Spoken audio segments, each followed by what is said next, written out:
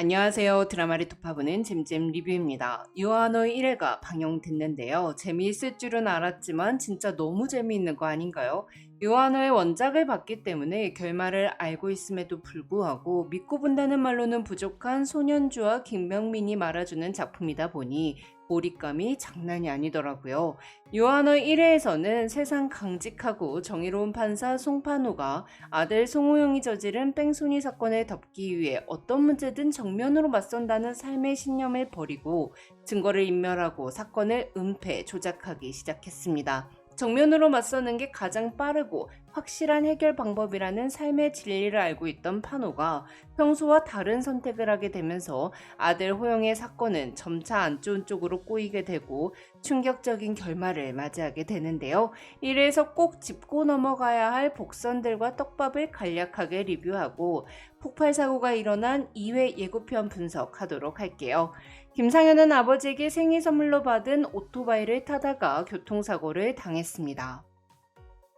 엄마의 기일에 추모원을 다녀오다가 사고를 낸 호영은 119에 신고를 하려 했으나 천식 발작이 오면서 호흡기를 찾으러 차로 돌아갔고 아빠가 전화를 받지 않자 그대로 시동을 켜고 사고 현장에서 도망쳤습니다. 판사인 판호는 호영에게 다수의 부재중 전화가 와 있자 놀라 집으로 향했고 피 묻은 옷을 입은 호영에게 사고가 있었다는 이야기를 듣습니다. 판호가 자신의 놀란 감정을 아들에게 들키지 않도록 화장실에 들어가 세면대물을 틀고 생각을 정리하는 장면이 굉장히 디테일하더라고요.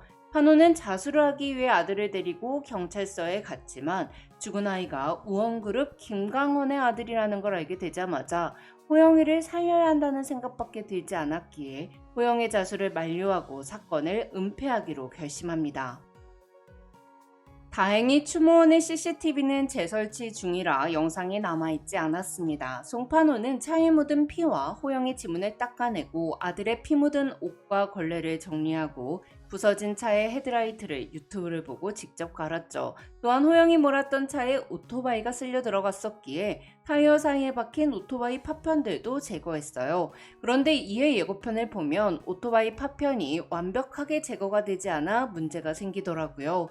이 부분은 뒤에서 자세히 다룰게요. 한편 우원그룹은 60년간 2대째 폭력 조직 수장 집안으로 우원파의 명맥을 유지하다가 김강원 회장 때에 이르러 더 이상 언더그라운드 비즈니스를 하지 않겠다고 선언했습니다. 그런 김강원은 3년 전 우원그룹의 자회사인 우원미래건설의 입찰 과정에서 벌어진 폭행 사주와 입찰 담합 주가 조작 혐의로 기소되자 모든 혐의를 시인하고 우원그룹을 대표해 모든 죗값을 치르겠다 선언하며 재판부로부터 3년형을 선고받고 2년 8개월째 복용 중이었죠. 벌을 회피하지 않는 재벌 총수를 국민들은 응원했고요. 그런데 저는 김강원이 감옥에 들어간 이유가 장남인 김상혁 때문이라고 생각해요. 등장인물 소개를 보면 김상혁은 냉혈한 김강원의 평정심을 흔들어 놓는 유일한 존재라고 되어 있더라고요. 김상혁의 어머니가 사망한 후 김강원은 전직 국무총리의 외동딸인 마지영과 재혼을 했고 상현과 은희를 낳았습니다. 마지영은 자신의 아들이 아닌 김상혁에게 적개심을 숨기지 않았죠. 하지만 김강원은 네 사람의 가족 사진 위에 김상혁의 증명 사진까지 끼워 놓았어요. 즉 김강원의 마음에 김상혁은 애틋한 존재였다는 거죠. 그래서 강원은 상혁이 폭행 사주와 주가 조작을 저지르자 상혁을 미국으로 보내버린 후 아들을 지키기 위해 자신이 아들 대신 죗값을 치르려 했던 게 아닐까 싶어요. 또한 3년 전 5대 폭력 조직의 수장들이 모두 제거되자 김강원이 유력한 용의자로 지목되었으나 증거가 불충분하여 사건은 미궁에 빠졌는데요. 전 5대 폭력 조직의 수장들을 모두 제거한 것도 김상혁이 아닐까 싶습니다. 그래서 상현이의 장례식장에서도 김강원은 김상현이 어떤 사고를 칠지 모르기 때문에 장례가 끝나면 내가 알아서 할 테니 넌 미국으로 돌아가라고 말한 게 아닐까요? 아들의 죄를 덮으려 한다라는 것에 관점을 두면 송판호와 김강원 두 사람은 같은 부류의 사람이라고 볼 수 있는 거죠. 한편 김상현은 사고 후 50분이 지나서야 병원으로 옮겨져 결국 사고 55분 만에 사망했습니다. 사고 직후 병원으로 바로 옮겨졌다면 살 가능성이 높았을 텐데 손호영이 도망쳤기 때문에 김상현은 죽게 된 거였죠. 김강원은 아들을 죽인 뺑소니 범이 법으로 처벌받는다면 고작 5년형밖에 살지 않는다는 것을 알게 됐고 법대로 처벌받도록 해야 하는지 사적 복수를 할 것인지 고민하게 됩니다. 하지만 김상혁은 고민하지 않는 캐릭터죠.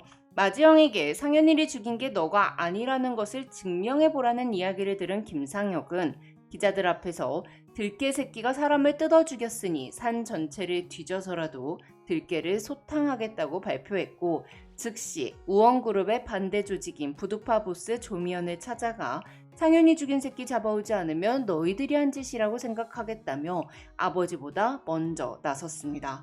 행동이 엄청 빨라요. 또한 사람마다 생명의 가치가 다르다고 말했기에 김상혁의 사적 복수는 꽤 잔인해질 거라고 볼 수 있습니다. 즉 우원그룹 둘째 아들의 가치는 일반인의 가치와는 다르니 목숨 대 목숨 1대1이 아니라 1대 다수가 될 수 있다는 거죠. 이로 인해 차를 몰래 처리하려던 이상택이 위험에 처하게 됐는데요. 송판호는 국회의원이자 친구인 정의화에게 아무도 모르게 죽은 아내의 차를 없애달라고 부탁했어요. 핑계는 호영이가 너무 슬퍼한다는 거였죠.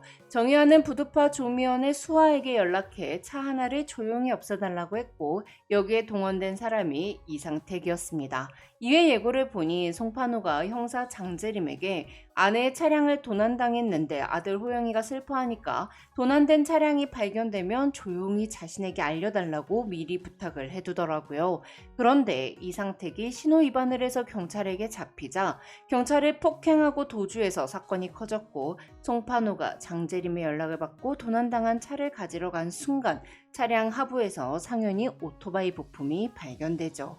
송판호가 아내의 기일 전날, 즉 김상현이 죽기 전날 차량을 도난당했다고 말해뒀기에 이상택이 김상현의 뺑소니 범으로 지목되는데요. 이후 송판호는 한 폐공장에서 폭발 사고가 일어나 한 남자가 죽는 것을 목격합니다. 전 이 사고로 죽은 사람은 이상택이고 이상택을 불러 폭발 사고를 일으킨 사람은 김상혁이라고 생각해요. 원작에서는 김상혁이 차량을 훔치라고 지시받은 사람을 때려 죽이고 김강원이 차량을 훔친 사람 집에 가스 폭발을 일으켜 일가족 3명을 더 죽게 만들거든요. 그런데 유아언어는 김상혁 혼자 이를 저지를 것 같습니다. 왜냐하면 김강원은 아들의 핸드폰으로 신고된 119 통화 녹취를 반복해서 듣다가 중간에 차 시동을 켜는 소리를 듣고는 아들의 생전 마지막 목소리가 아니라 뺑소니 범의 목소리라는 걸 알아챘습니다. 이에 예고를 보니 김광호는 이 목소리가 천식 환자의 목소리라는 것까지 알게 됐더라고요. 그러니 이상택이 범인으로 몰려도 이상택이 천식을 앓고 있는 게 아니라면 김광호는 이상택을 진범으로 여기지 않을 테니 이상택을 죽이지 않는다는 거죠. 즉 이상택을 가스 폭발로 죽인 게 김상현이라면 그건 김상현 단독으로 벌인 일이 되겠죠. 그런데 또는 이상택을 죽인 사람이 송판호일 수도 있겠다 싶더라고요. 물론 송판호가 직접 지시한 일은 아닐 테고 정의화가 지시한 일일 것 같아요. 이에 예고를 보니 정의화는 차를 없앤 날이 김상현 사망 다음 날이라는 걸 알고 있었기에 송판호에게 어떻게 된 일인지 물었고 송판호는 정의화에게 자신이 사고를 냈다고 거짓말을 하더라고요. 이에 우원시 차기 시장을 꿈꾸고 정치 폭력과 연결되어 있고 수단과 방법을 가리지 않는 건모 술수에 능한 정의화가 발견되면 곤란한 이상택을 제거하겠다고 말한 것 같아요. 이에 송판호는 반대는 하지 못하고 있다가 이건 아니다 싶어서 뒤늦게 이상택이 있는 폐공장으로 갔지만 그 순간 폭발 사고가 나며 이상택이 죽게 되는 게 아닐까 싶습니다. 이에 예고를 보니 송판호의 차를 가져간 이상택이 바로 1회에 등장한 며느리를 잃은 할머니의 아들이더라고요. 할머니는 송판호를 찾아와 재와 재판 이후의 삶에 대해 쓴 글을 봤다며 훌륭한 판결에 감사를 표했습니다. 그런데 며느리를 잃은 할머니의 아들 이상택마저 죽게 되는 거죠. 아들의 죄를 덮기 위해 송판호는 어디까지 추락할지 과연 호영이의 죄가 덮이긴 할지 궁금한데요. 그럼 전 유아언어 다음 리뷰로 돌아올게요. 지금까지 잼잼 리뷰였습니다. 감사합니다.